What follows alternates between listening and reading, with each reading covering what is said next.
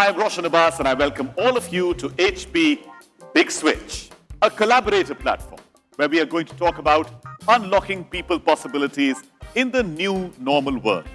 The world is nothing like what we knew of it this time last year. Right from our day-to-day functioning to the way we commute and from the way we socially interact to our behavior, everything is new and none of it seems normal.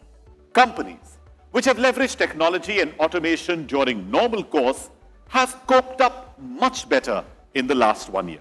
Reiterating our belief at HP that when IT is at their best, so are your people. With every passing day in every company belonging to every sector, the importance of technology has become painfully real. Thus, finally and rightfully highlighting the role of a CIO, on whose shoulders today lies the responsibility of making the new feel like normal. I don't know much about the IT industry, but I know some bit about cricket. And when a cricket match goes live, it involves humongous manpower and technology working in synergy. If the world would be a cricket match today, it is you guys who are making it go live. So yes, a lot has been done, a lot more is still happening, but well, don't we all know that life eventually happens to all of us, and especially in this new normal world? But don't you guys worry, as I am not going to take too much of your time. We shall quickly move on to our wonderful speakers for the day. But as a guy who has no idea about IT, addressing a whole house full of IT leaders who are helping the world function as we know it, I can't help but share a few of my own experiences from this period. Let me give you a sneak peek of the unreal things happening in the real world of the post-COVID-19 work from home era. The question is, how do the democracies respond to those scandals? And what will that mean for the wider region? I believe one of your children just walked in. 100,000 people applied yesterday, and that's, of course, only 1/4 of the total amount of people. And you just met Lulu. I'm sorry, but I have to say, Glenn, that is fabulous. Mostly sunny skies, so make sure you get outside if you can. It'll help all of our moves. Yes. And it's down, okay? I love it. Hi, Bernie. I'm sure most of you have been privy to such incidences. Gone are the days when we would wake up in the morning, freshen up, have our breakfast, get ready for office, scramble for the car keys, rush to catch a metro or book an Ola, Uber, clamber through the traffic in the morning rush and eventually reach office on time. Because nowadays, preparing for office seems something like this. Well, that's the lighter side of it. But listen, there are some real-life conflicts here. Like getting ready within 2 minutes is the least of all problems, because after all that harakiri effort, you realize that you have forgotten a critical password. A password that doesn't even let you log in. You see, normal people like me use their pet's name, their children's name to set their passwords. But Elon Musk, he uses his password to name his baby. A12, I have no clue on how to pronounce it. I mean, it's just X, the letter X, and then the AE is like pronounced Ash. Yeah, and then A12 is my contribution. Oh, why A12? Archangel 12, the precursor to the SR-71, coolest plane ever. I'm sure it's not as easy when you're dealing with data worth millions of dollars like most of you do. Another big trouble has been the never-ending video calls. Zoom has been recording 300 million meeting participants each day. Second in line is Microsoft Teams that has been recording 200 million meeting participants each day. Which means if Zoom and Microsoft Teams would be countries, they would be in the top 10 most populated countries of the world. But that's not all. Microsoft Teams has recorded 4.1 billion minutes of meetings each day. 4.1 billion minutes, if calculated, is equivalent to 7,800 years. You heard that right. We are spending 7,800 years equivalent of time on video conferencing every single day. Didn't I tell you it feels like ages? But that's also that much of data, that much of information being transferred every day. all from unsecure networks. Makes me feel as if no security is enough security. Hey, look, it's not all that negative out there, but a lot of good things are also happening. Like pre-COVID, I just had one set of friends. We would catch up at the end of the day or end of the week and have a good time. But now, I have 3 sets of friends. One who are working from home, the other who have resumed work, and last but not the least, the third category of friends who go to office on a rotation basis. All in all, the whole of 2020 felt something like this. But definitely, there are ways to safeguard and protect yourself. And that's the only way we can safeguard our future. We have a great lineup of speakers from all around the world who are going to help us understand the situation better.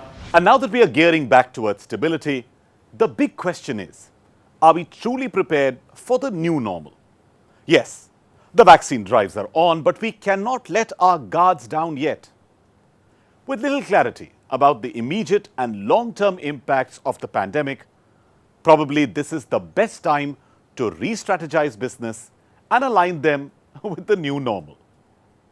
And here are the 4 key aspects that have been identified by the growing businesses of India in the survey conducted. And they are flexible work options, digitalization of different functions, advice on strategy, and innovation at work.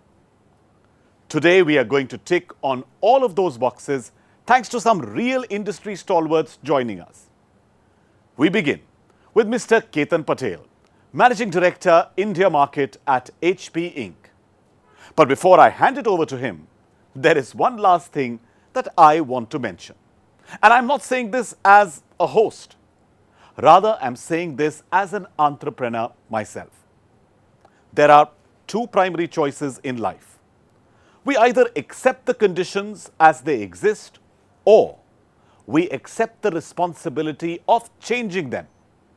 And right here, right now, at this forum, we accept the responsibility of changing the conditions, and initiating the same is Ketan.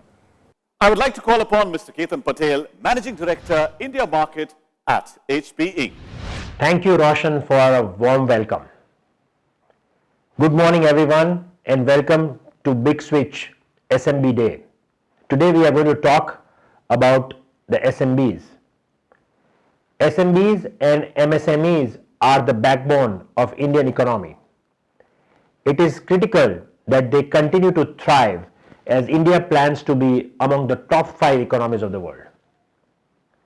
In this section, we will be showcasing HP's commitment towards the SMBs on how to embrace technology for growth, to be globally relevant and become enterprises of the future. A policy shift that is pushing the adoption of digital technologies and delivering digital services, especially government services, indicates a determined move towards digital. At the 74th Independence Day address, the Prime Minister referred to 3 key pillars for digital future: optical fiber backbone for rural connectivity, National Digital Health Mission, and a new cybersecurity policy. These are 3 crucial initiatives that will ensure a better quality life for the people of India. Undoubtedly, technology infrastructure will drive change in each of these. As broadband is made available to the last mile of rural India, newer businesses with access to a wealth of information and opportunities to drive progress and prosperity. Similarly, the application of technology to healthcare will ensure seamless information sharing between the doctors to enrich the advice and care received by patients. As we progress to adapt advanced technology developments, a robust security mechanism ensures our data is protected and stays safe. A push in this direction mandates businesses to take necessary precautions to keep user data secure. The high smartphone penetration and access to data is a perfect foundation to build a digital future. Progressive steps in this direction over the recent few years has meant that India has been able to stay up and running despite a nationwide lockdown over the past year.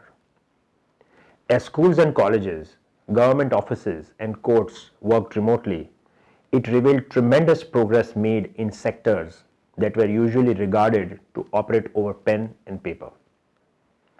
Increasingly, digital infrastructures and IT has emerged as the platform to guide us into the future. We consider this our top responsibility. As people were prevented from coming to businesses, it became necessary for businesses to reach customers digitally. Right from discovery to consumption, digital technologies played a key role. This is a moment of change, and the rapid pace of digital transformation is evident in the unhindered progress made by businesses. As per Economic Times, 75% of the businesses surveyed by HP believe that digital adoption is essential to their success. Indian SMBs have also recognized 4 key aspects that will help them best to bounce back. These are using online tools, flexible work options, advice on strategy, and innovation at work.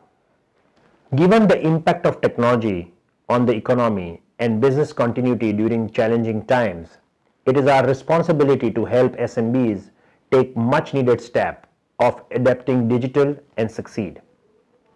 As per Business Line, research shows that more than 75% SMBs recognize that going digital is important for survival of the business. But it also throws up a surprising statistics that SMBs are more likely to turn to financial institutions for advice than get help from technology companies. This clearly indicates that many SMBs do not have the right guidance or support to unlock innovation and transform their business models. This is when there is government support, availability of funds with financial institutions, and beware of IT companies that offer devices, services, or the knowledge to help businesses drive innovation through digitalization. A few ways we are already doing this is by rolling out device as a service feature that allows small businesses to conveniently lease business laptops or printers on an affordable subscription of Rs 500 per month. This offsets a heavy burden of IT costs and spreads it out over time, but helps the business go digital. In addition, we continue to offer easy financing schemes in partnership with financial institutions. Due to lack of information on how to approach the shift to digital, we have a responsibility in guiding the SMB community to make it a stress-free journey.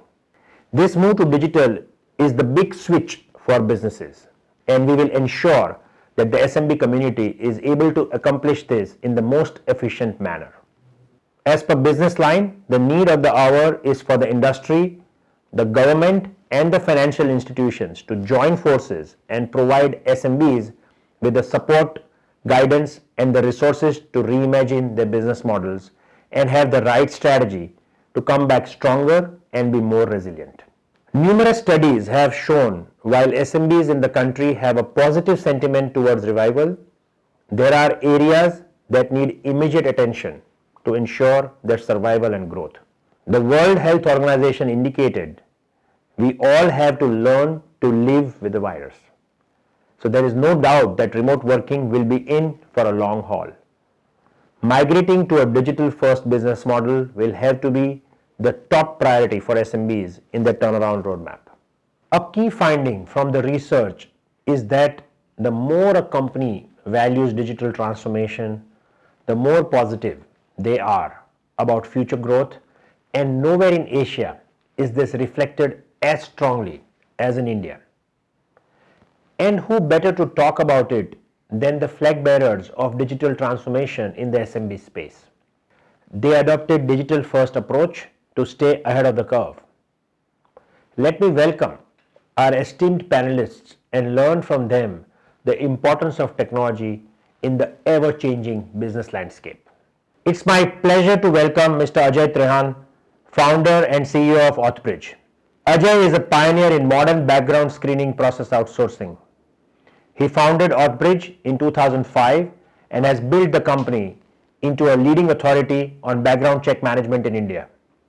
Today, Authbridge is a quality-driven, best practice company delivering proven business impact risk advisory solutions to top draw clients, including Fortune 500 organizations.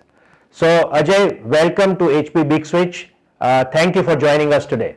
No, appreciate the invitation. Thank you so much. So, Ajay, Authbridge is into digital onboarding service space, supporting banking, large corporates, and SMEs for the last 15 years. What are the positive changes you see in India that are conducive to growth of startups and SMB business owners?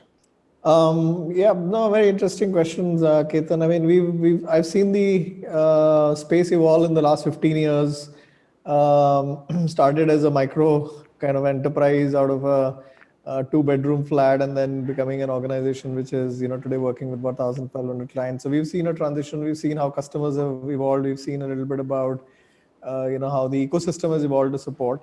So there's obviously a lot of transition, both from a regulatory standpoint and adoption of technology. I mean, I remember days when we started this business and people would wonder, can we even do background checks? I mean, how will you get data, and how will you go about doing the screening, of employees and vendors and distributors that we claim as a part of the process? To a point today where data is digitized, it's available in a format that can be consumed. We can take decisions very quickly. So from a services company, back in 2005 to what we are today as a data and platform company, it wouldn't have happened, without adoption of technology, without our customers being able to adopt and consume the kind of platforms we are able to give to them. And more importantly, the regulations around availability of data and consumption of data being freely available. Of course, one big change that happened in India in 2014-15 was the Aadhaar, the launch of Aadhaar, and 1.3 billion people being brought onto a single database was a massive exercise. And we were one of the first few consumers of Aadhaar as a corporate. So I think that was a big kind of tipping point for us as an organization. It was a huge point where, being one of the first few license holders in the space, it gave us a kind of cutting edge from a competitive standpoint. And then, of course, we started building more solutions on and our own understanding of how digital onboarding and things like that could help. So I think I would say regulations have evolved over a period of time to support organizations in becoming more and more digital, in our business at least, and technology and adoption of technologies. I think today the small and medium enterprises or even micro enterprises can't even think without a computer, can't even think without having basic applications running for them and doing some of the jobs which in older days you could have kind of deployed two people and did it. So the mindset of the entrepreneur has also kind of evolved in the last 10-15 years to saying that, okay, I'll hire a runner and I'll just do this one job, versus let me order this using a platform and let me use a payroll service rather than having an accountant running the payroll. So there's a lot of change that I have seen in the last 15 years of my journey in Authbridge.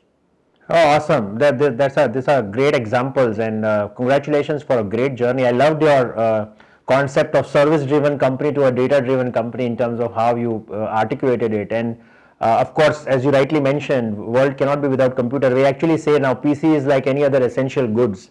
Without that, it's just impossible to survive. So you just seconded that as an owner in SMB space. So very interesting. Ajay, just to build on this, like COVID-19 has pushed companies over the technology tipping point, right? And digital adoption has taken a quantum leap at both the organization and industry levels. How do you see the digital transformation happening specific to your industry? I think COVID's put a lot of things on fast track.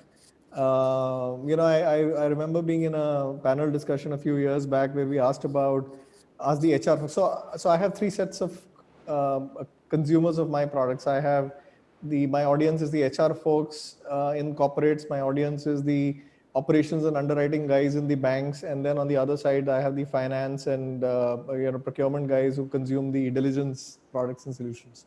Right. I remember talking to the HR folks many years ago, and nobody was thinking technology, nobody was thinking digital onboarding, nobody was thinking that there will be a day when we'll have to onboard an employee sitting in a tier 2 tier 3 city.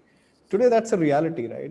In a panel discussion just about 3 months back, we did a survey of people who were there, and there were 250, 260 odd people in that online webinar who took that survey, and just 30% of the people said that we are not aware of what technologies to consume or use in our business. 70% people were either already using or were at different stages of either understanding or adoption of technology. So that's a huge shift from maybe 30% earlier to a 70% now.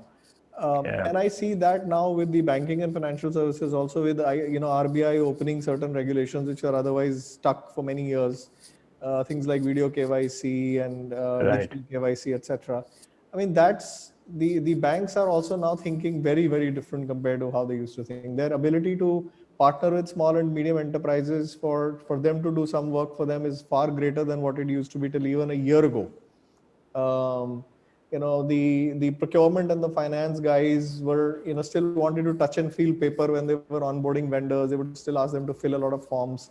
That's now completely changed. I mean, our vendor onboarding products are now far easier for us to position in front of customers than what they were even till about a year back.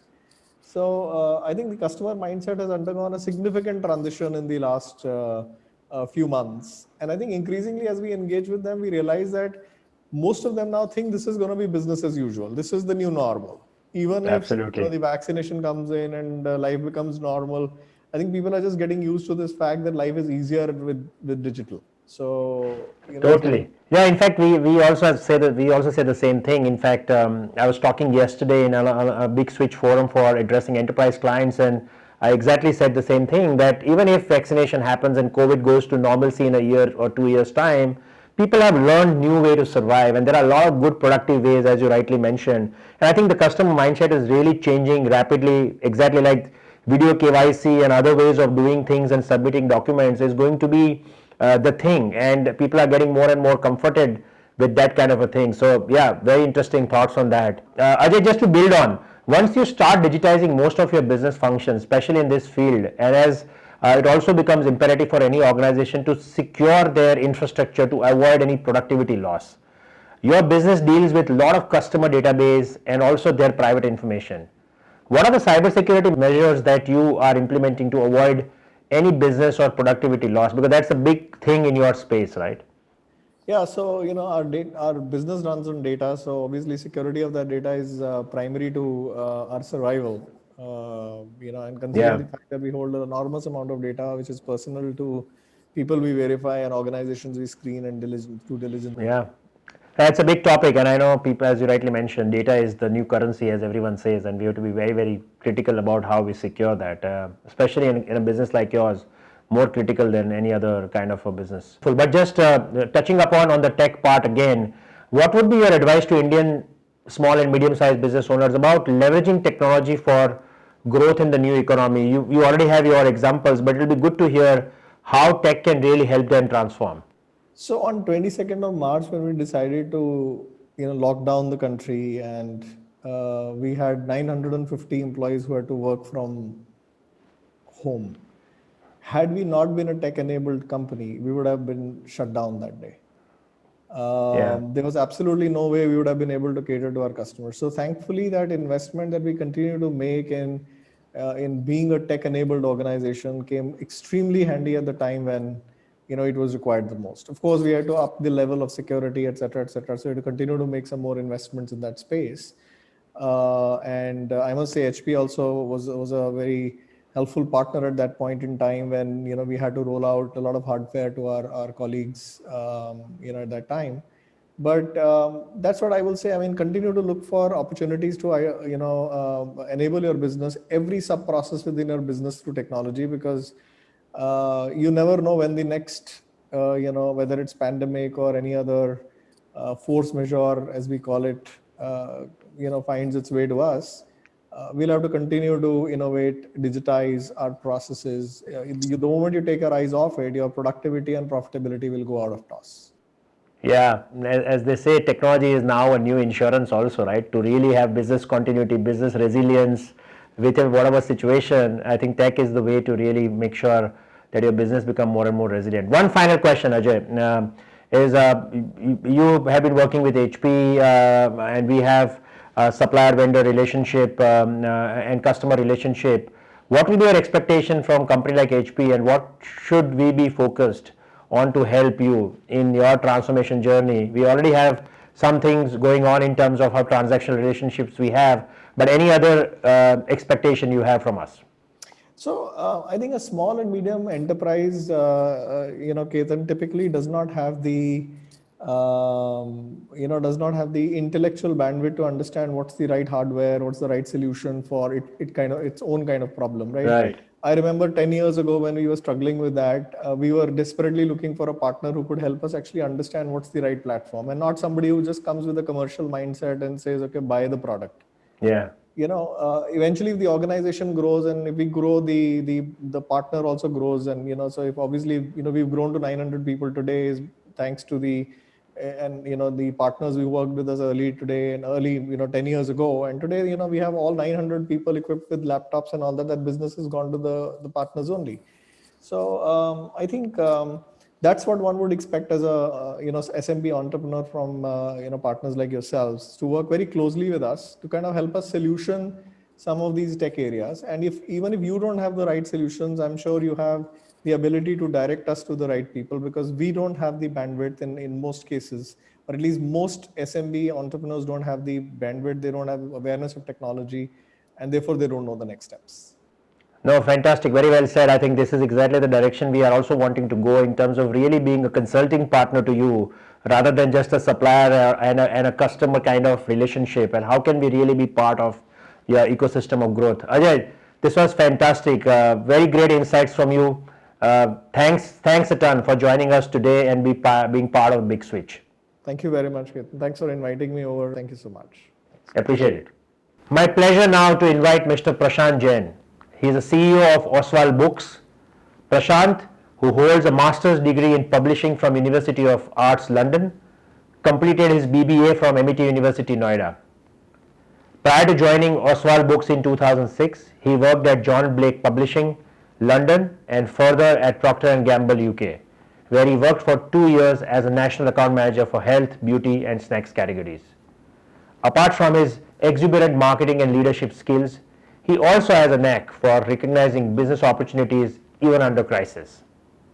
A firm believer of self-growth and constant learning, Prashant has a vision to establish Oswald Books as the leader across educational spectrum in India. He is passionate about providing a world-class education to Indian students.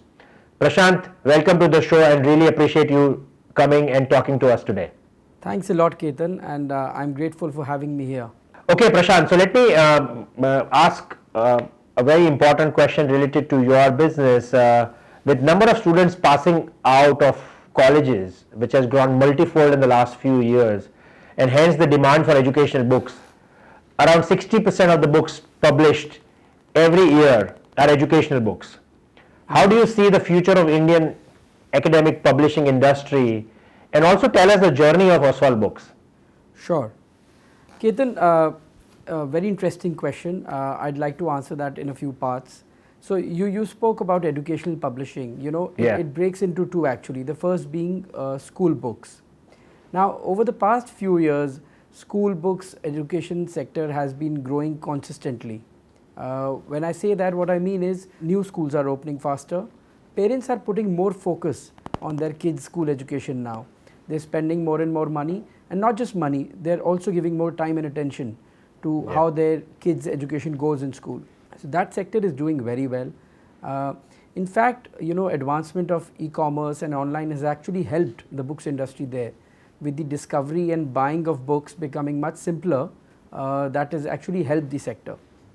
When we talk about the other part, which is the college education, in the last 20 years, as you might very well know, thousands of management and engineering colleges mushroomed in India. But they failed on the promise of providing jobs. So the last few years have actually seen a huge drop in admissions in these colleges, which has affected the academic book publishing as well. All in all, if you say, I would say the whole sector, we cannot give a definite answer how is it doing, but yes, a few publishers which are keeping up with the times are doing very well, and some are not, like any other industry.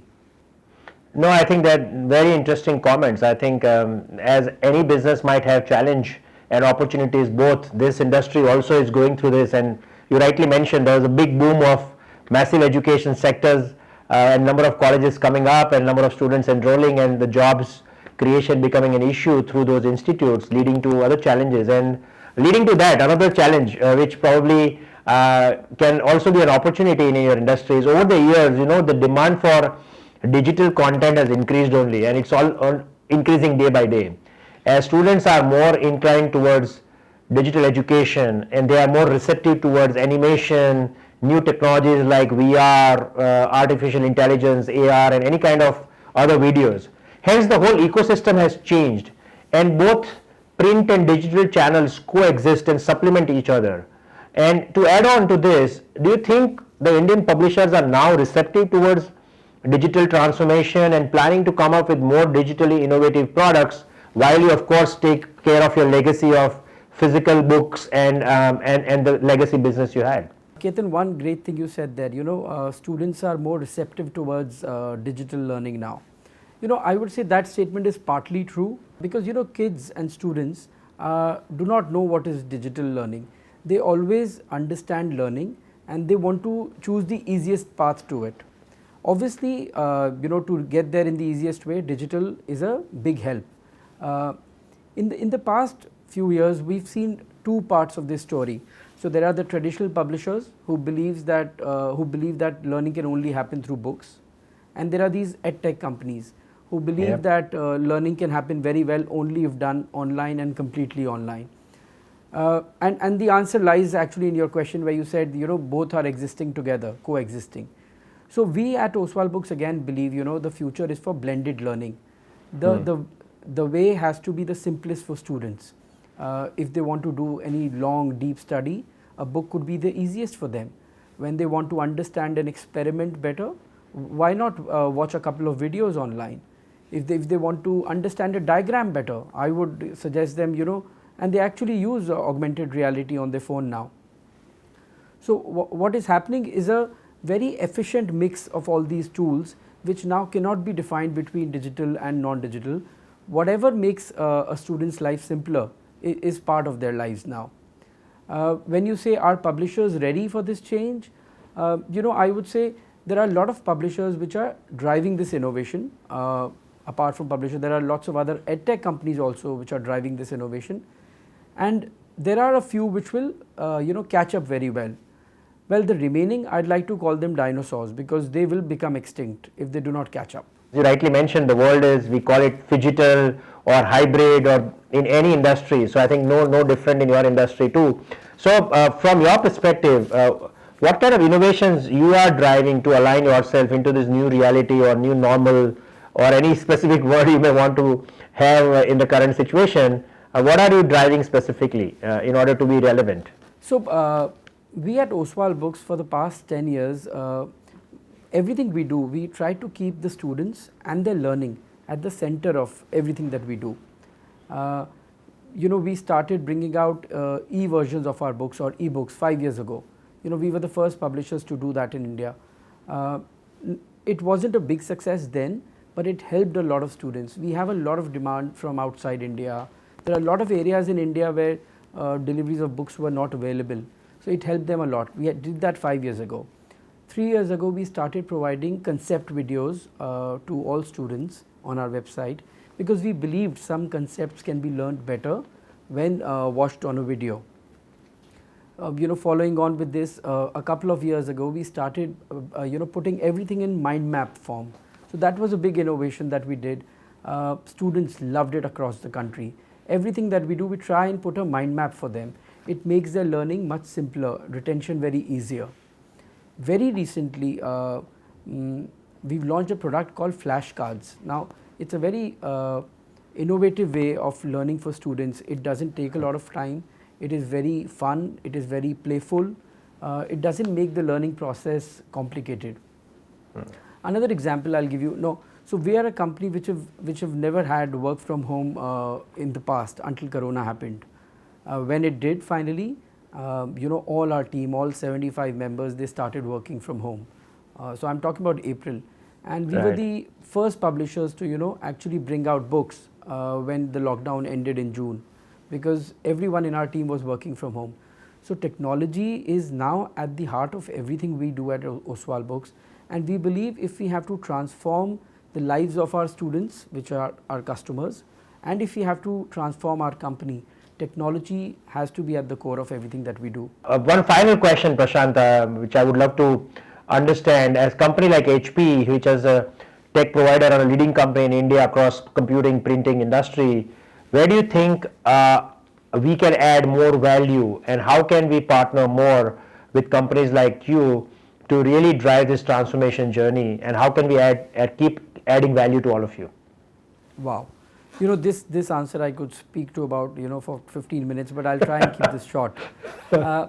So the first being, as we all know, there are so many college students who pass out, but they do not have the right skill set to be employed in the industry. At the very same time, the industry also suffers from a crunch of good capital, good human capital. HP can do a very, very pivotal role there. You could train these graduates maybe for 6 months or a year and make them employable immediately. Now HP has seen innovation happen not just for 5 years, 10 years, probably for more than 50 years. You guys already know what technologies will the world start using 2 years, 3 years, 4 years down the line. If you can train students, make them employable, you're not just helping them get a job, you're also helping companies like ours and smaller and bigger ones. That is one part of that. The other thing, companies which are small but growing, they know technology is important. They know they have to adapt technology to change with the times, but they don't know how. That is where HP can play a very, very important role. India especially is actually run by small and medium businesses, and if HP can help them, you'll be helping India grow faster. That is how I would like to rest my case. No, thank you. I think you touched upon the two different areas of how we can really add value to businesses, and how can we actually play a role of a larger social responsibility of really building the youth of the country and make them employable through digital techniques, and both of the areas where we are really focused on. But yes, nothing better than hearing from the owners themselves in terms of what they expect from companies like us. Prashant, this was fantastic, great insights in terms of how you have transformed the company, how technology has really helped you drive the transformation, and some good intake for us also in terms of what we can do as HP in order to continue to add value to you and the youth at large. So thank you very much for joining today. Appreciate you doing this for us. Thanks a lot. Same to you, Ketan. My pleasure now to invite Mr. Chetan Gupta from Gupta SC Overseas. Established in 1987, Gupta Overseas is leading exporters of ladies' high fashion leather footwear in India.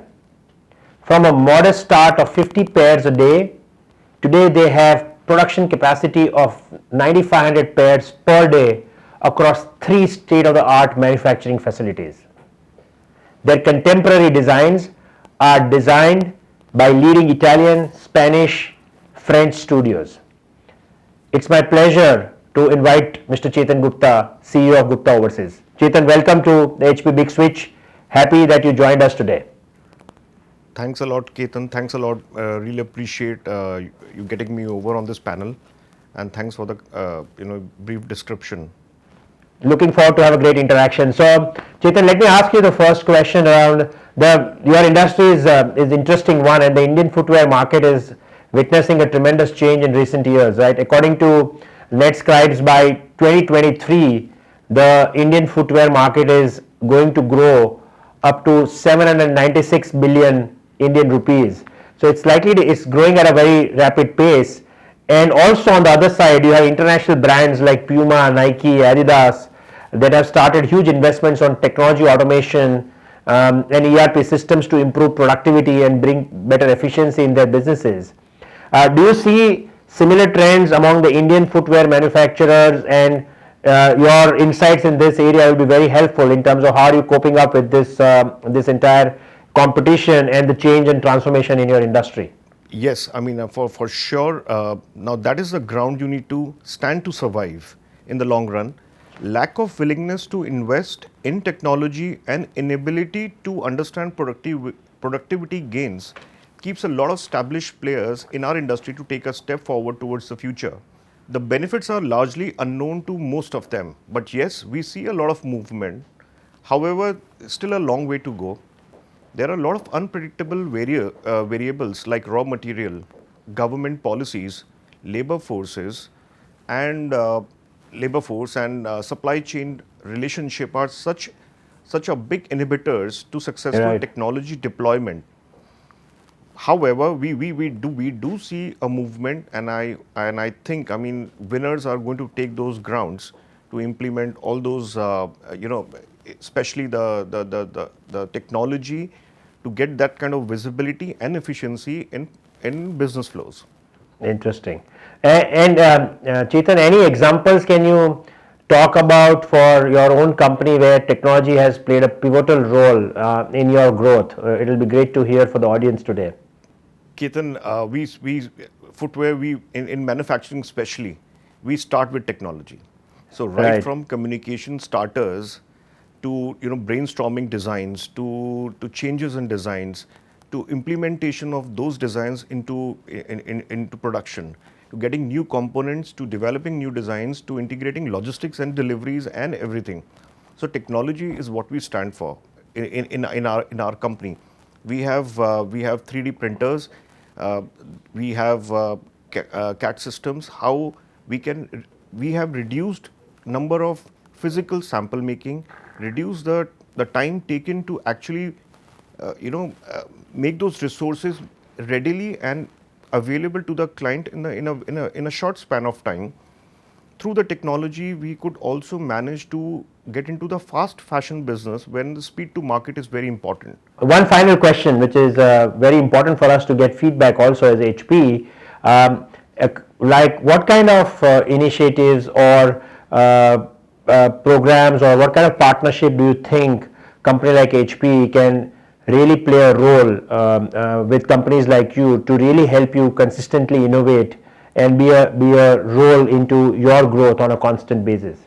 HP, as we understand, has been a part of everybody's day-to-day life, either in the form of computers, hardware, printers.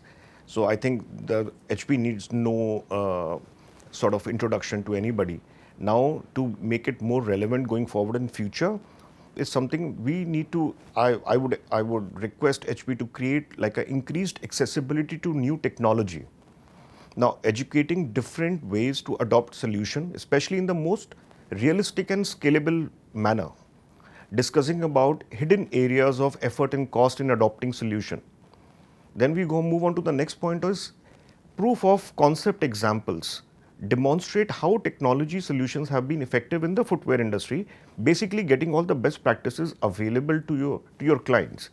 Increase the evidence of successful examples to boost confidence in adopting new technologies.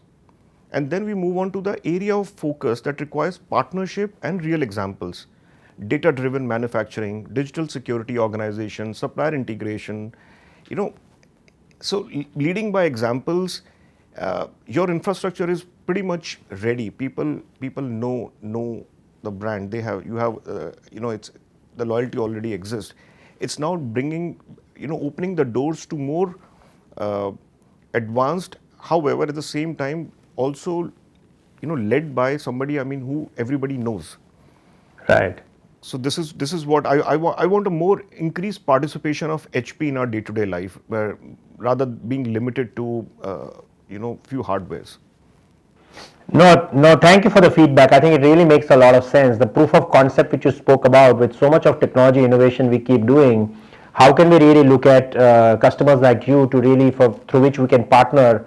Like for example, in your industry, like using some of our workstation class machines to really improve productivity in design for you, and then with our workflow solutions, how can we really link it to the printing business, and then document management and remote design management with workers at multiple places. How can we help you to really get more productive? And then it could be final print, right, where we have large format printers which are graphic solution printers, or 3D printing as being used in your industry. How can we really be part of the end-to-end value chain and of course make it more customized and personalized and use services workflow. But I love the idea of proof of concepts to various industries and be a partner in the journey of transformation, apart from having of course a vendor and a customer relationship, which is of course ongoing.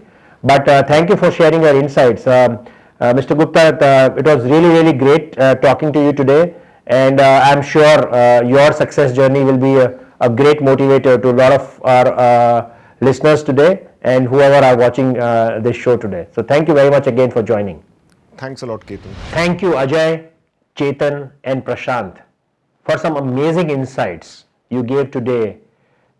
The way you transformed your organizations to be digitally ready, driving tremendous change management with technology at the core of everything you did, and driving constant innovation is something which I am sure the SMEs who are watching you today will get inspired.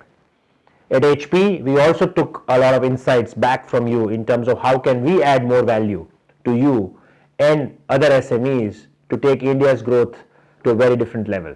We are very well committed to make this happen together. Thank you again for being there today with us and sharing your thoughts. That was a fantastic session, and thank you, Ketan, for those wonderful insights. One key takeaway from Mr. Ketan's session is that customer behavior and market dynamics have changed completely due to the pandemic. So the sooner we adapt to the new normal, the faster we can bring our business back on the path to recovery. This is easier said than done, because business owners have so many things to worry about to keep their business running amidst these changes. To give you some life lessons on these and what should be the top focus areas for small business owners in the new normal, I would now like to invite Mr. Aditya Ghosh, board member Fab India, board member Oyo Hotels and Homes, to give us some advice on the changing market dynamics and how to adapt to them.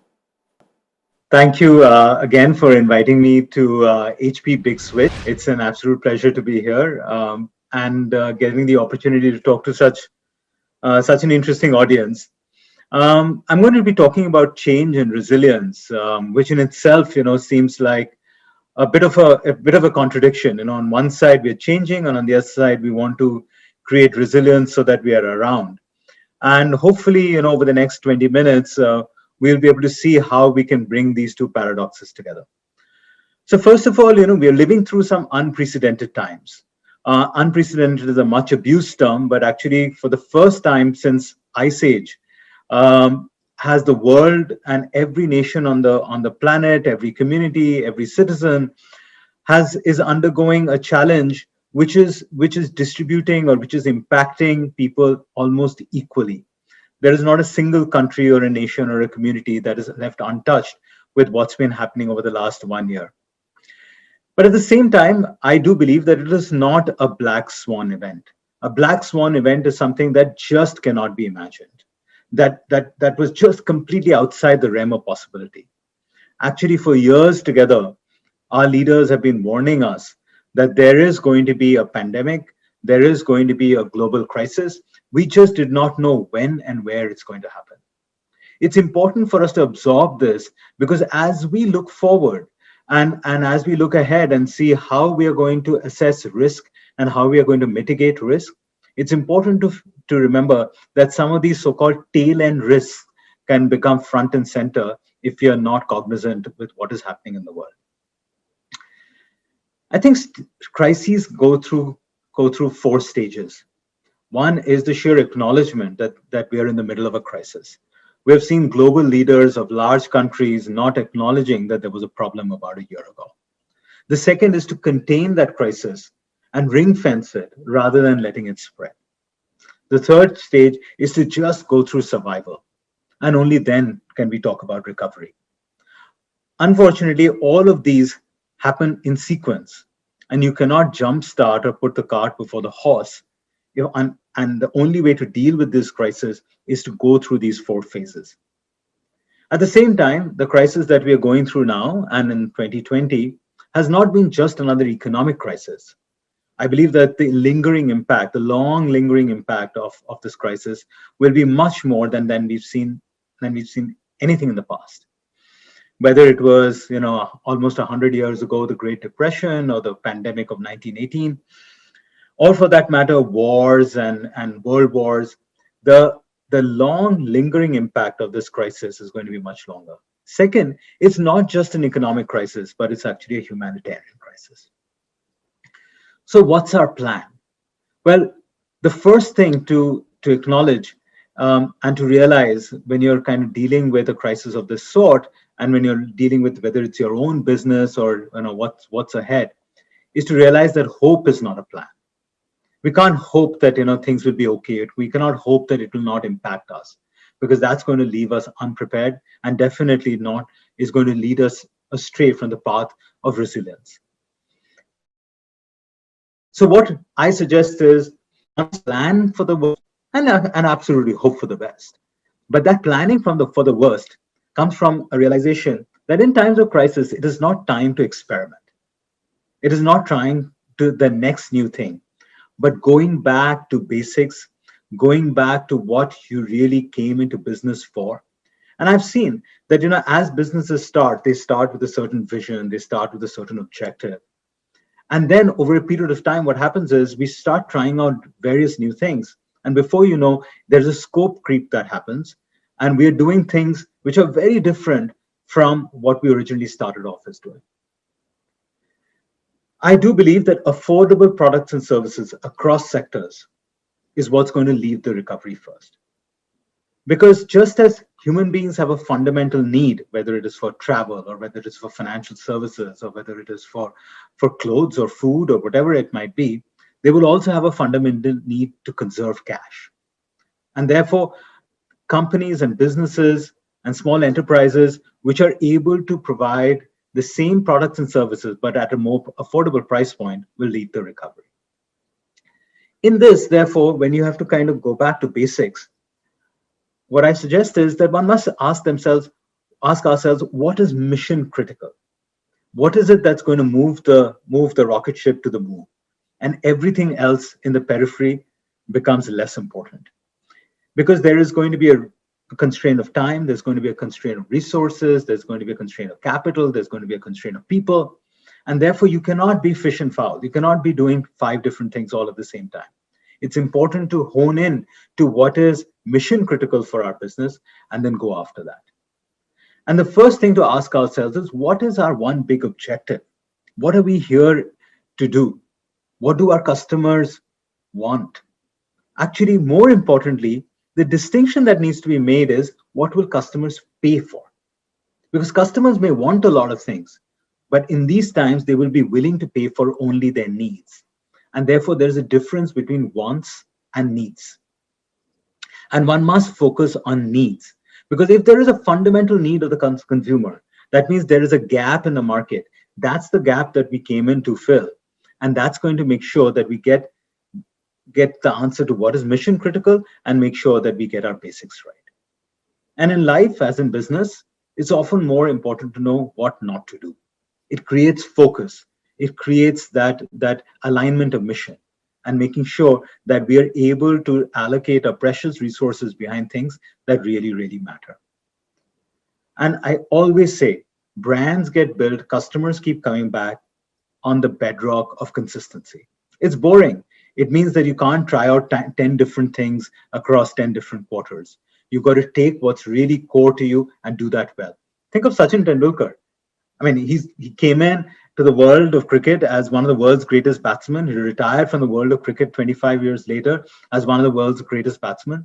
He did not get strayed by thinking, I want to be the world's best all-rounder or the world's best captain. He tried out a few different things, but he stayed to what is core, which is batting.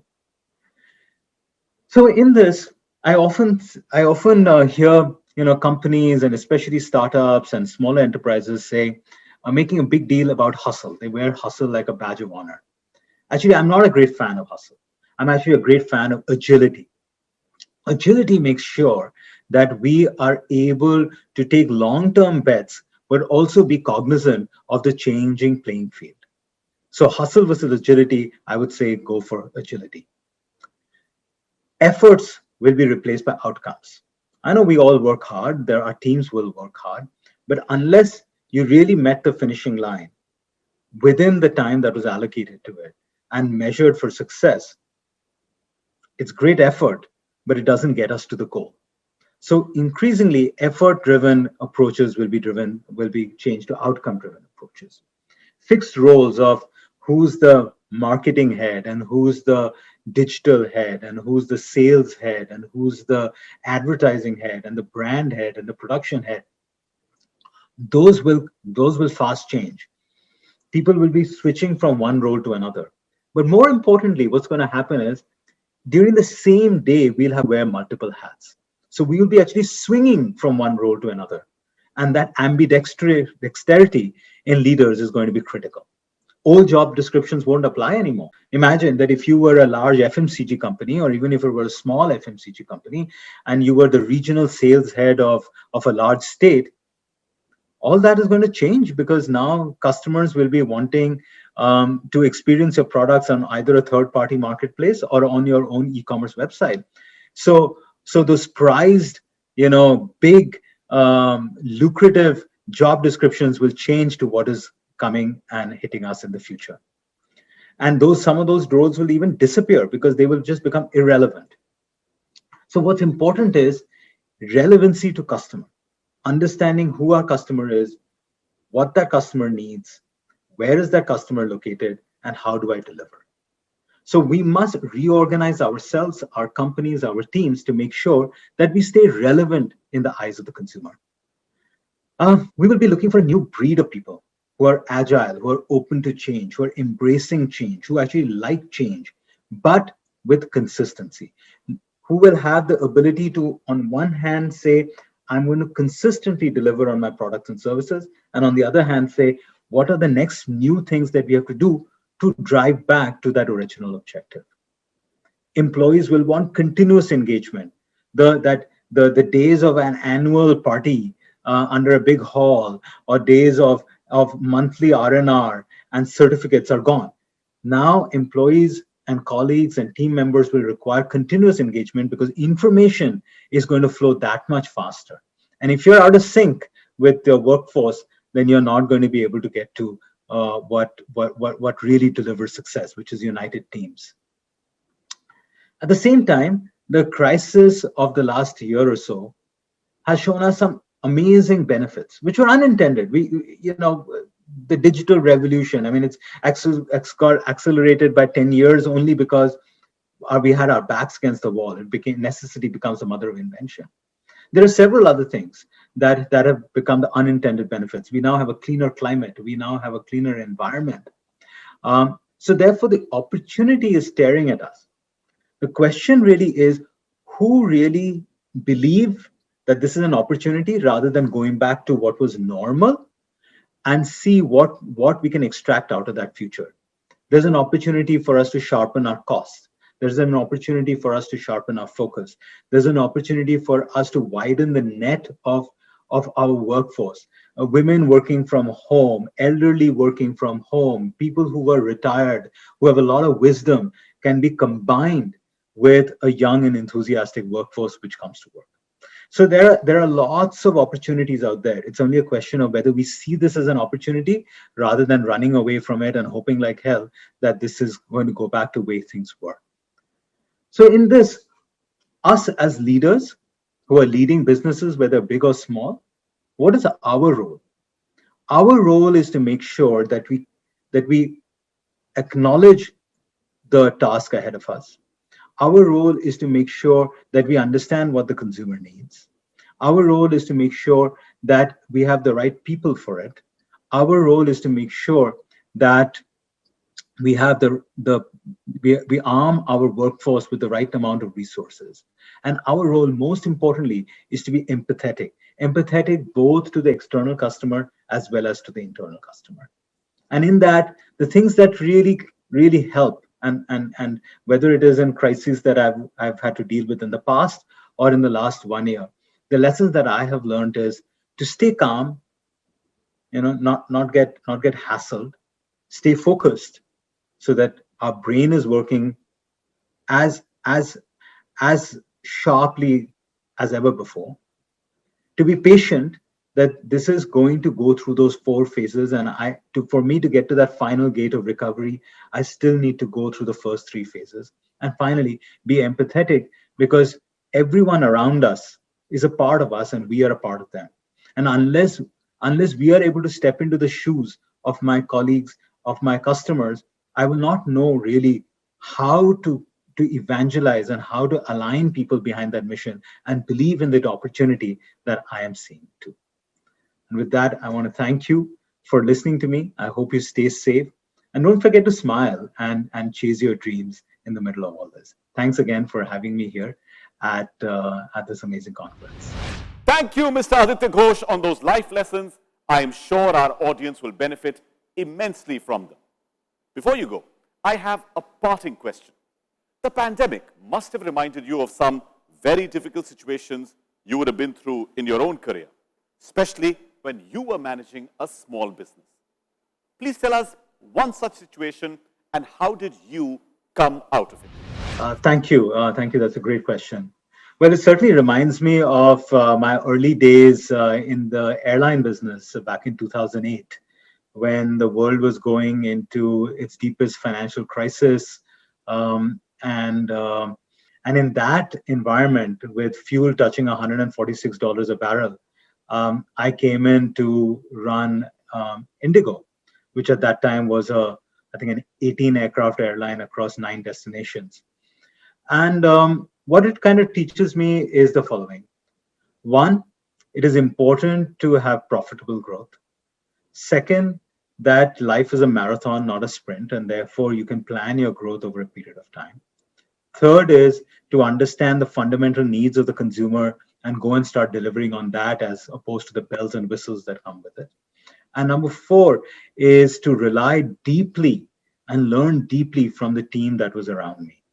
And 5th, that this too shall pass. So I think those are some of the lessons that I learned from that previous crisis, and which is, I think, more or less helping me in this one too. Thank you, Mr. Aditya Ghosh. Once again, we've entered a virtual era where digital is the way of doing everything. For instance, before the pandemic, I would have been standing on a real stage talking to all of you who would have been sitting in front of me in a large conference hall. Now, it's all being done virtually. And all of you have comfortably logged into the conference from all over the country and are watching this conference. This is one positive change that the pandemic has brought in our lives, and we've been easily able to adapt to it. Similarly, the pandemic also pushed so many businesses to think differently, where technology is taking lead role to drive this transformation. And the businesses who had understood the importance of technology in the beginning managed to sail through this tough time.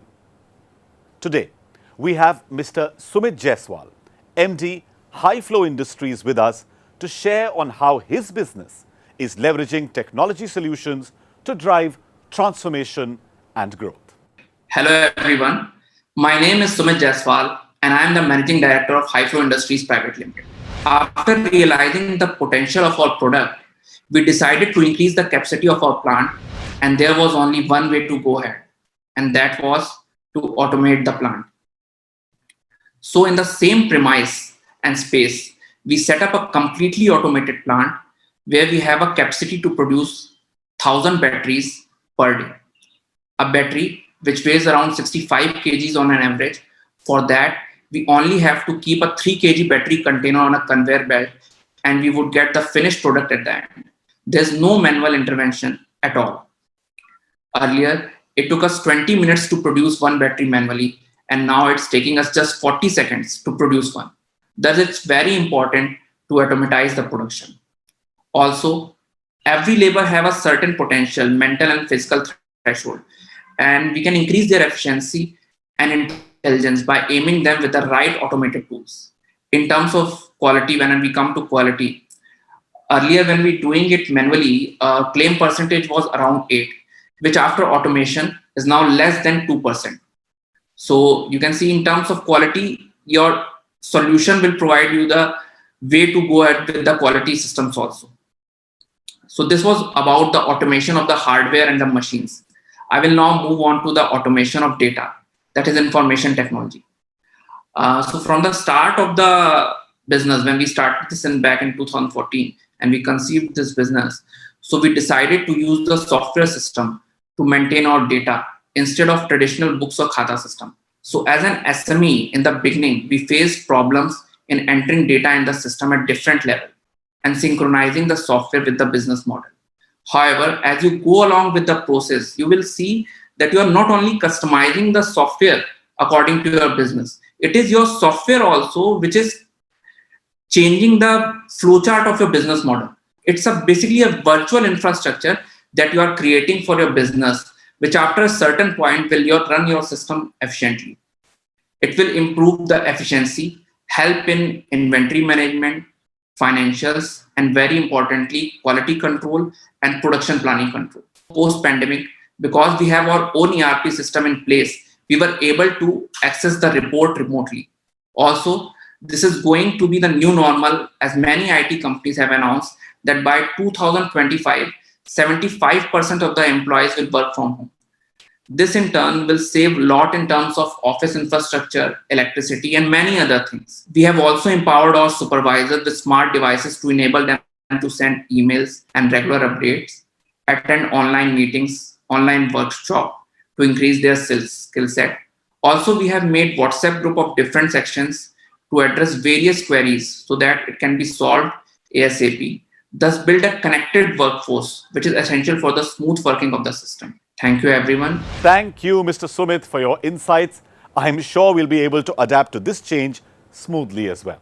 From the last sessions, it is clear now that more and more businesses have started evaluating different digital and automation solutions to tackle this new normal. But it is also imperative now for businesses to secure the infrastructure to face any kind of productivity loss which can result into low profitability. Cyber threats are constantly evolving and there can be pressure for organizations to stay ahead of them. It can be difficult for organizations to have the time, money and people to do this. But that is where modern cybersecurity players and technology companies come to your aid. Talking about security breach in the new normal, we are glad to have with us Dr. Eric Cole, founder and CEO of Secure Anchor Consulting, cybersecurity expert in the US, former CTO of McAfee, and former chief scientist for Lockheed Martin.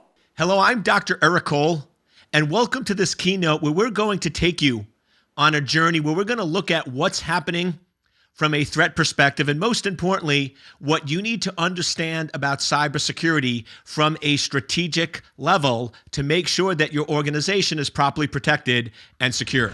I think we can all agree over the last 12 months has been anything but normal. We have seen changes that we've never seen before. Literally overnight, organizations switched to a remote workforce. Organizations were shut down. People were not allowed back into the office, and it drastically changed how we do business.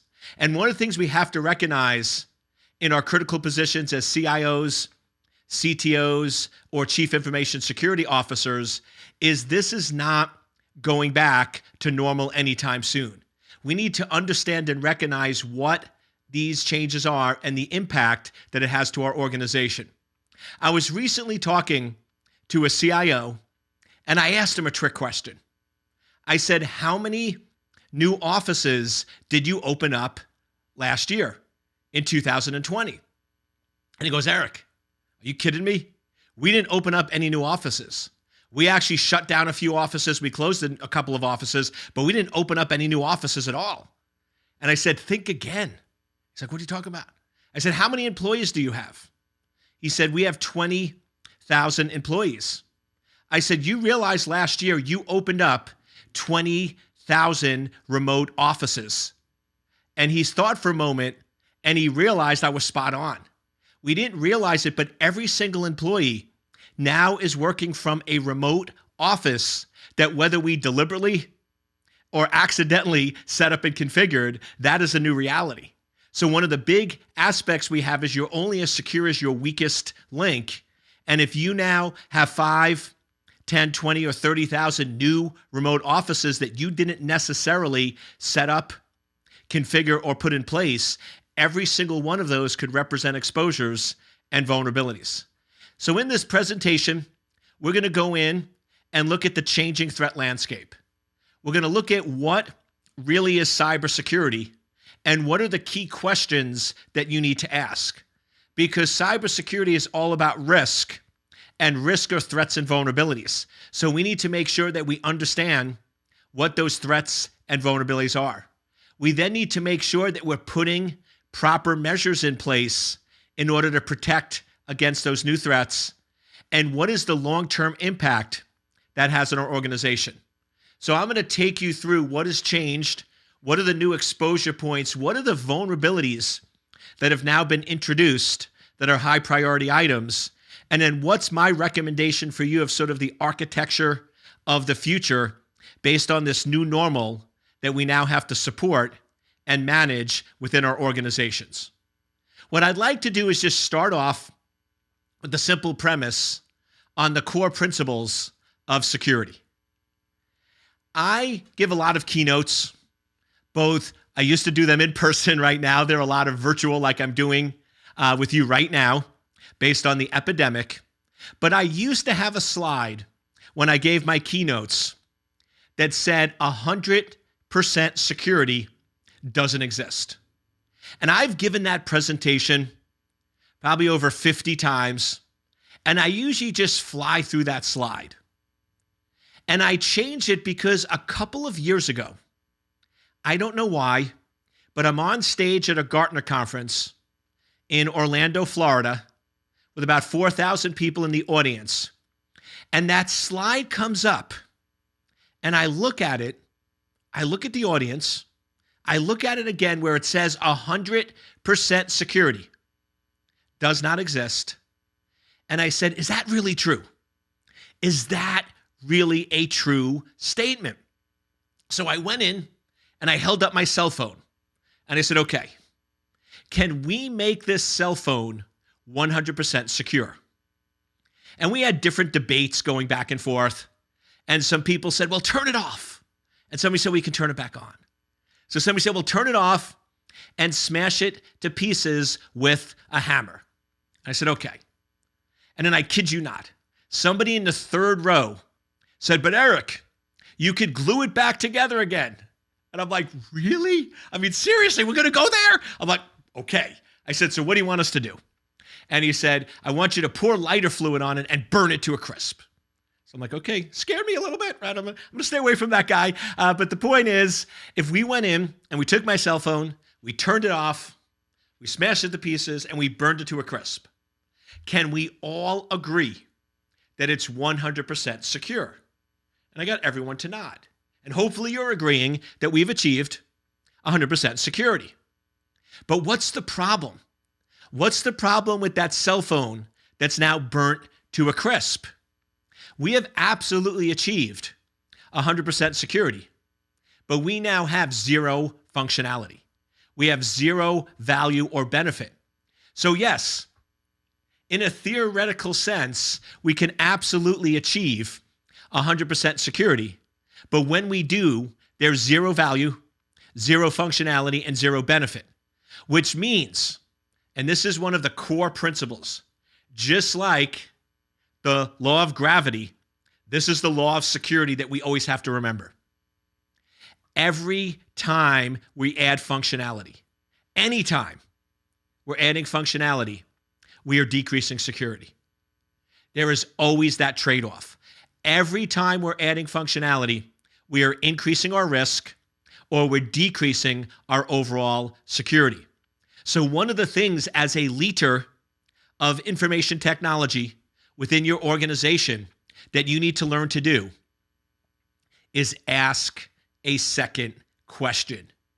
The problem that I find with security is most people only ask one question. And that question is, what is the value or benefit?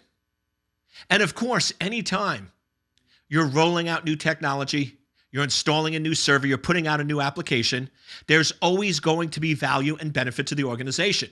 So if that's the question and the only question that you ask, you're going to end up rolling out solutions that add functionality but have a huge security impact to your organization. So the way you handle security is always ask a second question. The first question is, what is the value or benefit?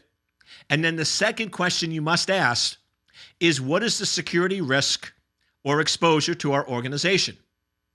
And then your analysis is simple.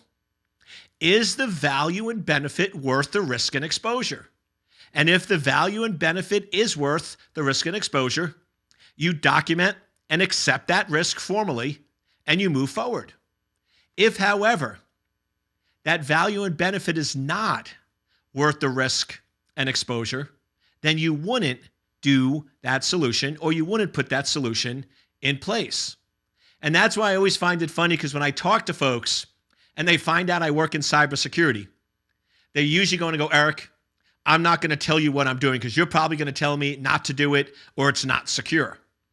And I always look at them and go, cybersecurity is unique to every organization. I'm never, ever going to blindly say you should or shouldn't do something.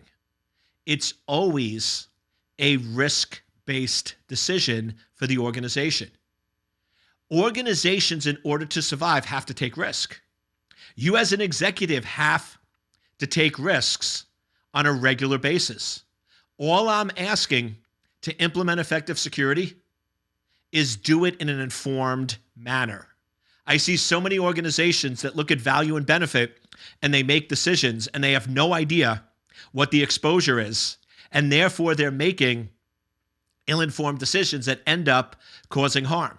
And that's why you see organizations that spend so much money on security still get breached and still get compromised because they're not understanding the risk. So cybersecurity to me is pretty straightforward. What is the value and benefit? What is the risk and exposure? And is that value and benefit worth the risk and exposure? Now, you might, and this is where you engage security, you might want to reduce that risk to an acceptable level. You might want to put measures in place to minimize or reduce that. But overall, that's how you approach cybersecurity. You always ask two questions. You're always understanding the value and benefit and always looking at the risk and exposure. I'm very big on cybersecurity strategy. I believe one of the reasons why most organizations get compromised is because they're spending a ton of money on tactics and technical components in cybersecurity, but they're not having a clear strategy that's driven across the organization. You need high-level visibility, high-level metrics, and understanding of the problem. And to put it another way, the problem with most organizations is they don't understand their critical data and their threats, and therefore they're fixing random vulnerabilities and not addressing the vulnerabilities that really matter to the organization. So let me take you through a high-level risk assessment, and this is something that you can perform in any organization. Now, you're going to need some information from some different areas and departments, but this is something, if you're in a C-level position, whether it's a CIO, a CTO, or a CISO, that you need to have this high-level strategic visibility. So we start off on the left-hand column on what are the critical assets and business processes that support them for your organization. Now, very important. For this strategic assessment to work, you need to do one piece of paper because you got to prioritize. What I'm looking for in each column are 5 to 7 items. That's it. So you have to, don't go in and list all 150 critical business processes. Don't go in and give me your entire assets. You need to prioritize. This first column is conversations with the executive team. Typically, this has to be driven by the CEO and COO. And here's why. If you go to the vice president of product development and ask them, what is the most critical asset? what are they going to tell you? The product development process. And if you go to HR, what are they going to tell you? The HR system. And if you go to finance, what are they going to tell you? Exactly. You get the gist. So you have to go at a high strategic level with the executive saying, what is most critical to our organization? If our entire organization was destroyed or taken down, what would be the first, second, and third business process that we would need to bring up? What are those critical assets and the business processes that support it? Now, this is something, if you've never done, it's going to take some hard work because people don't like to prioritize. They want to treat all things equally, and that's not reality. So you have to do the work if you want to have effective security. What are the 5, 7 max critical assets in the business processes that support that? Now, once you have that column, each column builds on the previous. So our second column is now, this is where you're going to get security involved. And this is where you're going to get threat intelligence and potentially even external consultants. But saying, based on the business we're in, what are the threats that would have the highest likelihood of causing harm to our critical assets? And then you list those. And remember, the best indicator is historical data and comparative data. So you need to look at historically, what are the threats to your organization and what are the threats that other similar organizations to yours have had over the last 12 to 18 months. And then once you know the critical assets and the threats with the highest likelihood, then we go to our third column, and this is where you're going to get IT and security involved. What are the vulnerabilities that would allow those threats to have the biggest impact to our critical assets?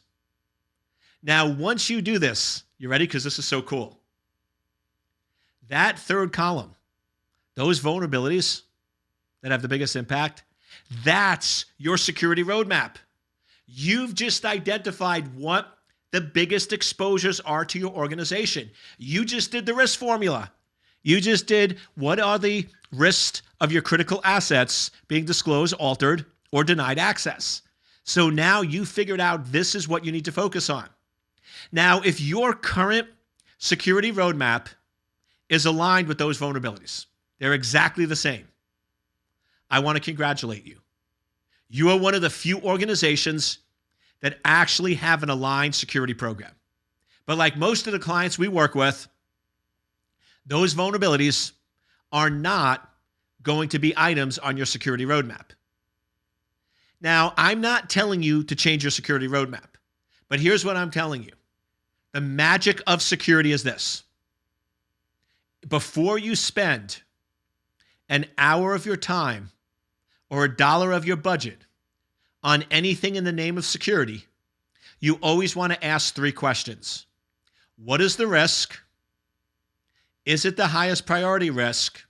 And is your solution the most cost-effective solution? So if these vulnerabilities that are listed here are not on your security roadmap, then what I want you to do is take each one of those items, compare them to what's on your current security roadmap, and ask, is what's on your current security roadmap a higher priority risk than this item? And if you can go through every item on your current roadmap and prove that they are higher priority risks than everything in that vulnerability column, then great. Keep doing what you're doing. So now let's go in and look at the changing threat landscape. As we mentioned, somewhere over 7, 8, 9 months ago, all of a sudden, your organization had to support a remote workforce. Based on the number of employees, those are the number of remote offices that you set up in 2020. And this has changed the entire landscape. Because let's face it, in order for organizations to support a remote workforce, 2 big things had to happen. First, they had to allow people to utilize their home network infrastructure as now a corporate infrastructure and utilize personal laptops that could be old, unsupported, and unpatched in order to support the workforce. Because let's face it, it was all about survivability, right? Organizations didn't have a lot of choice. In order to survive, they needed to let people use whatever computers and assets they had at their home. So that creates one level of exposure. Then the second level is we had our servers that were typically on private networks behind all the security gear. In a typical office, when somebody surfs the web or receives email, it would go through 4 or 5 different security devices to filter that. And to access a server remotely, if it was even accessible, most of them weren't, would go through 7 or 8 different technical security measures. And now, to support a remote workforce, we had to take those servers, make them visible from the internet, or port all of the data very quickly to the cloud. And our network architecture in our buildings is now ineffective because nobody is in those buildings. So this drastically changed our entire landscape. So let me just break down how organizations get compromised. Because to me, there's a lot of mystics around this.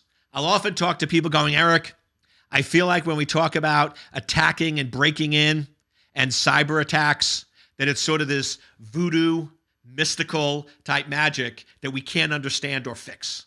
And that's so far from the truth. When somebody breaks in to an organization, it's real simple. I'll take all the major breaches over the last 3 years, and here's how every single one of them happened. The adversary identified a target. They found a weakness. They exploited it. And that system contained critical data that wasn't properly encrypted in every single case. So if we just break this down, there's really 2 targets. If somebody's going to break into your organization, they're going to target a computer. And that computer can exist in 1 or 2 forms. It can exist as a server or as a client. Now, if we're talking about a server, the biggest exposure and most of the breaches were actually server-based. When you're talking 200-300 million records, it's typically server-based because clients don't have that many records on their endpoints. So with servers, it's real simple. Every one of the major breaches that compromised servers was this. The system was visible from the internet, open port, missing a patch, contained critical data that wasn't encrypted. So if we want to go in and we want to start protecting our servers, it's simple. We must take a complete inventory of all of our systems that are visible from the internet, and we must go in and make sure they're fully patched and they never contain critical data. Now, just so we're clear, we only have to do one of those. If all my servers that are visible from the internet are fully patched, then none of the major attacks that occurred over the last 3 years would have happened because every single one of them exploited a missing patch, poor configuration management. So that's one thing. Or we could just go in and follow one of my golden rules, which is internet visible systems never ever contain critical data. And if that is just done by itself, even if the system's missing a patch, even if there's a system visible from the internet that's missing a patch, but it doesn't contain critical data, the attacker can break in, but they can't do anything. There's no impact, right? It's a super minor breach because there's no data on it. So I always like going in and doing robust security. So I recommend you do both of those. You go in and make sure that all systems visible from the internet are fully patched and never contain critical data or information.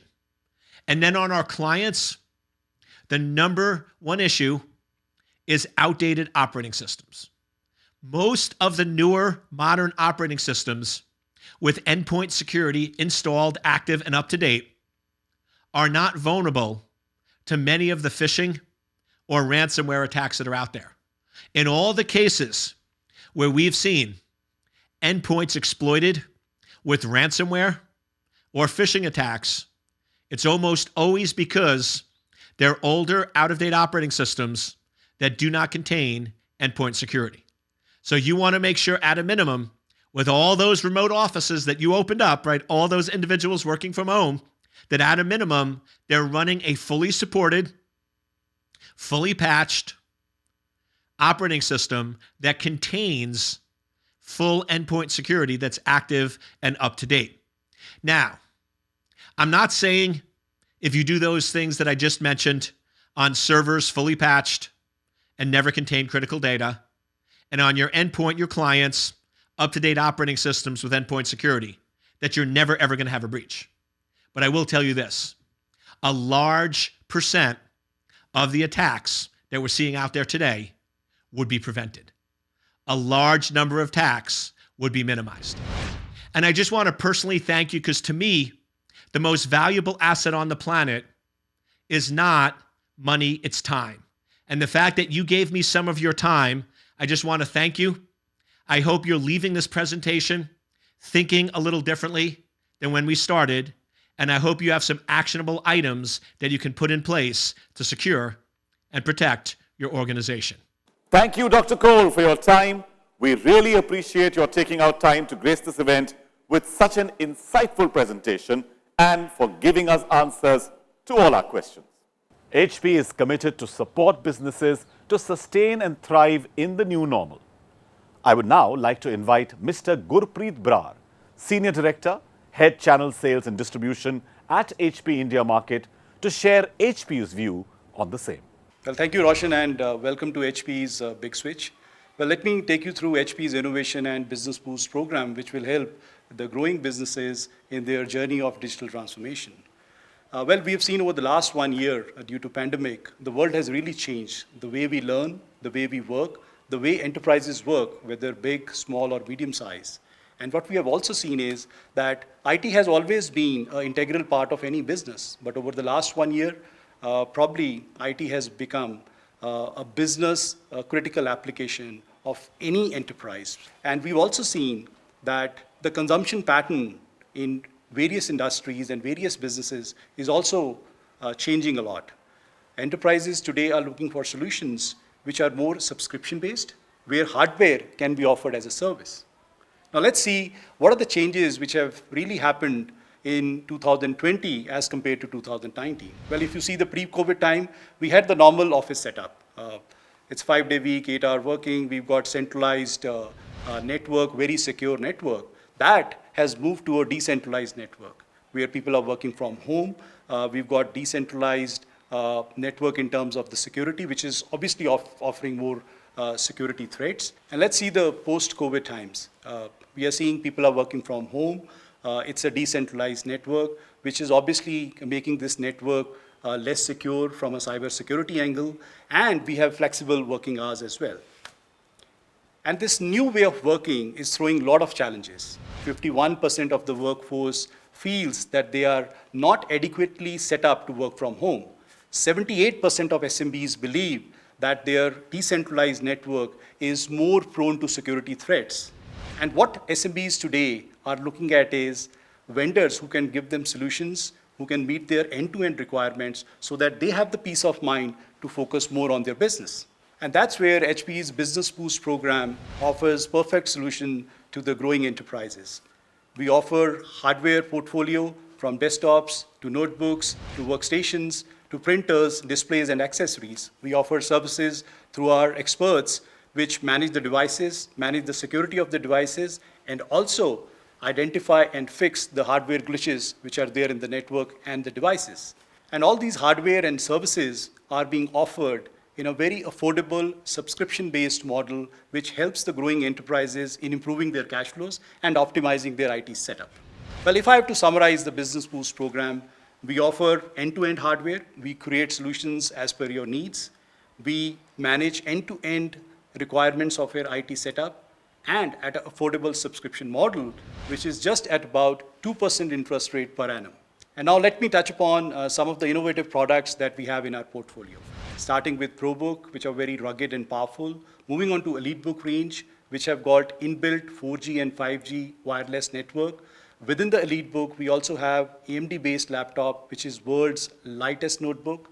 Moving on to the Z workstation category, which is world's most powerful workstation in mobile workstation category, perfect machine to be used for the creators. Well, moving on to the print, HP is the first company to launch world's first laser tank-based product. Very easy to reload. You can self-reload it in 15 seconds. From a cost per page affordability standpoint, you can print a laser quality page at 1/10 the price of a normal laser printer, which is offering in the market today. Well, and with this, we firmly believe that the kind of services that we have and the kind of innovative products that we have, as a combination, we can be your trusted advisors, we can be your consultants to make the growing enterprises future ready in this new world. Thank you. Thank you, Mr. Brar, for your insights. Our final guest speaker for the day is Mr. Brett Lee, Australian former international cricketer, commentator, and cricket analyst. Brett is here to share his insights and thoughts on technology and how it has changed the way cricket is played, monitored, and watched. Good everyone, it's Brett Lee here. Hope you're all going well. Well, for me, the role of technology on how it's learnt, played, and even watched has definitely changed over the years. You think about, back in the 70s and 80s when World Series cricket first started, they used the tower lights, the big lights here at the SCG in Australia, and it's just evolved since then. So I think that the role of technology has improved out of sight. You go back to those early days and you think about they used one camera behind the bowler. It was pretty much the bowler running in, the camera would follow the bowler, and you'd see the batsman play his shot, and that was pretty much it. When they bowl from the other end, you'd see the bowler running from the opposite direction. So you got given a different perspective. Now, at that time, that was cutting-edge technology, and that's the way that we wanted to view the game.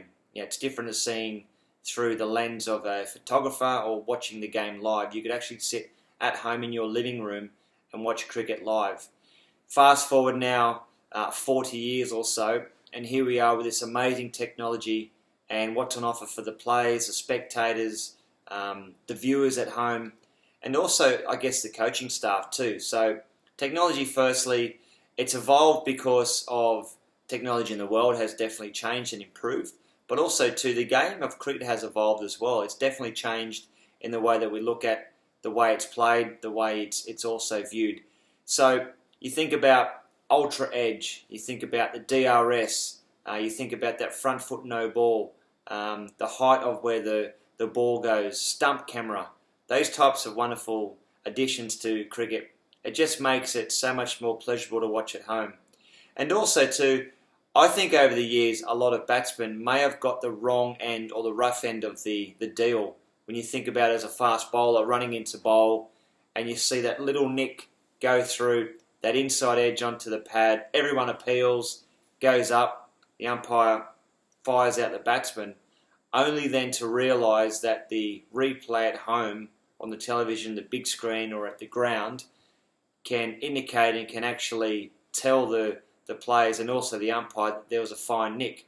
Now we have the technology to override that. So, look, I believe that the technology is there for what they call the howler, the shocker, the one that the umpire gets wrong. And we've got to believe and understand too that the umpires, they're only human. So they're trying their hardest.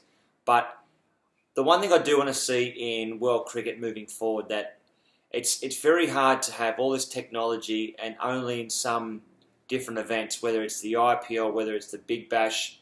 Some events may use some form of the technology and other events may use nothing. Also too, you have to realise too that when the ball tracker is going to go on, if the umpire gives the batsman not out for the ball going on for LBW to hit the stumps, it has to be more than half a ball hitting off stump or leg stump. Now if the umpire would have given that out, then if it's less than half a ball, the umpire would then say overruled and it's out. So with technology, I believe that we have to fully immerse ourselves in it. There's no, lines of degree where you think that it may not actually be out. We have to live and breathe by the technology. If we are going to use it, let's use it properly and let's make sure that we get the right call every single time. I think technology is helping teams to spot weakness and actually make them better players. So if you think about the technologies, firstly on laptops. Now every single coach, whether it's the head coach or the assistant coach or the physiotherapist, all of their data and the technology is on the computer, so they can use that. It's real-time technology. For example, you can have a look at a batsman. So from an Australian point of view, when I was playing back in early 2000 onwards, we would have a look at batsmen's techniques. We would study Sachin Tendulkar. We would study the great VVS Lakshman, Dravid, Sehwag, those types of batsmen, and we'd see what they're doing. How can we make sure that we can get that wicket early on? I'll give you an example. For someone like a Sachin Tendulkar, I knew that with his technique, that beautiful technique, that if I bowled the ball outside off stump, he would hit me through cover or backward point. If I bowled straight, he'd generally hit me down the ground. If I bowled on the leg side, he'd hit me through that mid-wicket region. Now, the way that we could use technology with someone like Sachin Tendulkar, we could have a look at his backlift. Has he changed things over the years? Let's have a look at the times he's been nicked off. Let's have a look at the line he's playing. So straight away, you can go back to all this data, every single dismissal from bowlers around the world, not just Australians, but bowlers around the world, how they've dismissed Sachin Tendulkar. And then straight away, you might see something in his technique. This is just an example, of course, because Sachin, I mean, is God and he didn't really have a weakness. But if there was a weakness, and most batsmen do, to be honest, we could expel that weakness. So maybe fishing for the ball outside of stump with a brand new ball when he first comes in. So we know that instead of bowling straight to, say, someone like Sachin Tendulkar, as an example, we might take the ball a little bit wider and try to get him fishing, because we've seen the data over and over again and the dismissals that have fallen that he might fish for the ball. And fishing means just putting his bat out there and hopefully getting that nick. Now that to me is using the data correctly, using the technology correctly in order to get that batsman out. Also too, you might have a look from a bowling point of view. Now, is there a bowler who, let's say that it's a Shane Warne, he's bowling leg spin. Is there something in his action that you can pick up through technology? Now, does he hold the ball differently? Of course he does for his genuine leg spinner, hold the ball a certain way. The wrong one, is there a change in the hand? Can you see the fingers move around? Can you see the wrist move around the bowler toppy or the wrong one? And straight away, you can have a look at bowlers around the world and spot, I wouldn't say a weakness, but spot a change in their action. So that to me is a strength to the batting side. So if we've done our research correctly, we should be able to eliminate anything that the bowler throws at us from a negative point of view. In other words, that if they're bowling leg spin, we should be able to work out when they're going to bowl their wrong one, because we've done the research. Do they go wider of the crease? Do they come in closer towards the umpire? Does their hand go past that perpendicular and push the ball? This is a great, exponents of using technology correctly, and that's why I believe it definitely will help the coaching staff moving forward, and making sure it's harder for players too. In respect to technology and how coaches are still working with it and how they use it to their advantage, there's a couple of examples I'll also give. From a fielding point of view, because we speak about bowling a lot, we speak about batting a lot, but there was a time we're playing against South Africa, and we had picked up something when one of our fieldsmen threw the ball in over the stumps, and it was a very close call of being run out, going for that second. We'd go back and have a look at the footage and realise that their top order weren't running between the wickets the way they probably should have been. They weren't pushing for that hard two. So instead of going and running that first one extremely hard, springing down, turning, and then waiting to make that decision, they were taking it easy on that first one, then turning blind. And we picked up on that. So if we didn't have that technology, we wouldn't be able to go back and say that batsman's turning blind, which means he's turning opposite to the way the ball is. Now, if the ball is over that side of the field, you don't turn that way, which you can't see. What you should do is turn the other hand and watch where the ball is, so then you can make that clear call to your batting partner down the other end that there might be two in it. So that's how fielders can pick up on things. That's how coaching staff can definitely use that to their aid. So, look, I've been really impressed with the way that we've used technology. Me personally, I would always love to use it with my bowling. Now, I worked throughout my whole career with my bowling action to try to get it as perfect as possible. Someone like me, I was never content with my bowling action, so I had to work extremely hard. And literally up to the last ball of my career that I bowled, I was working on my action. Now, we had some wonderful technology with super slow, ultra slow-mo motion that we could actually use. And so they'd have the camera set up from behind, one on the side, and then one front on looking at my action. And just making sure that I wasn't falling away too much and pushing the ball. So straight away, I knew as a bowler, the best way to bowl fast was to keep my momentum jumping forward. Now, if my momentum was going to the side, it would mean that my head is falling over. My eye line, instead of being straight, is up through there. I would push the ball. My wrist wouldn't be straight. I would lose that momentum. And also, too, that action there, pushing, would hurt my lower back. So not only are you becoming a better bowler in terms of potentially taking more wickets, it's the stopping of getting injured. And injury prevention is such a big way moving forward of cricket now. We want to make sure that all of our players stay on the park as long as possible, and technology can definitely help that, and we've definitely used that in the past. I believe that, as I mentioned before, it's so important that if we're going to use this technology, we have to use it 100% fully. You think about the tennis, you think when they serve that tennis ball and the ball zeroes down, you can see the ball hit the line. Does part of the ball touch the line? It only has to be a millimetre of the ball touching the line to make the ball in.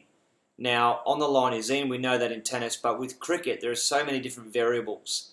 As I mentioned before, about more than half a ball, and that confuses a lot of people. So, in one sense, you can actually stop the bowler from getting a wicket by the third umpire overruling that front foot no ball. Whereas if a batsman nicks one behind and the umpire doesn't hear it, and the sort of fielding team doesn't go up and refer it straight away, I think the third umpire should look at every single ball. If he nicks it, the batsman should be out. If we're going to make sure that we are on that continuous fairness for both batsman and bowler, that's the way moving forward. So I think that technology is there to be used. Let's use it correctly, and let's take the pressure off the umpires and put it back on the guys or girls upstairs, the third umpire, even the fourth umpire. Maybe even have, the great Dean Jones would often say, why don't they have the fourth umpire standing watching that line only? Well, I think it's gone better than that. That one step further is that the third umpire is definitely now watching that side-on part. He can watch the camera and he can see that if his or her front foot is over that line, which is great. Now, as I mentioned before, with the catches, with the nicks, with the LBWs, I believe that it should all be overturned for the correct decision. At the end of the day, what you want is fair, and the only way to be fair is use the technology to your best advantage, and I think that's the best way moving forward. Thank you, Brett, for your time. Now that we miss you on the field, we should be looking forward to seeing more of you in your new avatar. Well, that's not the end yet. We have a special segment called Brett's Bazooka. It's a game where we get to face one over from Brett Lee and score as many runs as possible. Get to feel Brett's devastating pace and see if you can handle it. There is a Brett's Bazooka link below. Click on the link to initiate the game. There are some amazing gifts awaiting the top 5 scorers. You have 5 minutes to complete the game. See you in 5 minutes. Best of luck.